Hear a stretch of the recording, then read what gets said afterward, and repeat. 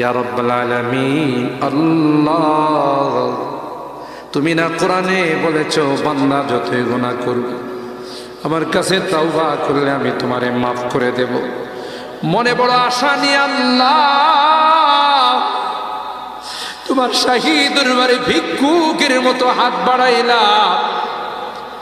তুমি যদি ক্ষমা না করো, কে আমাদেরকে ক্ষমা করবে? কে আমাদের মাফ করবে? ভিক্ষুকে একজনের কাছে ভিক্ষা না পেলে আরেকজনের কাছে পায়। এক দুয়ার থেকে বিতাড়িত হলে আরেক দুয়ারে যায়। তোমার দরবার থেকে যদি মাহরুম হয়ে যায়, বিতাড়িত হয়ে যায়,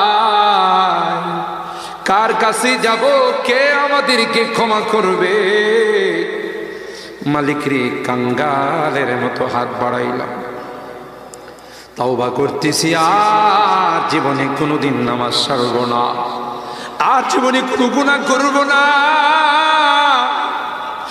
আর জীবনে কোনোদিন বেপরদায় চলব না, আর কোনোদিন সুদী লেনদেন করব না। কিয়ামতের কঠিন ময়দানে আমাদেরকে তুমি গুনাহগার বলে ডাক দিও না।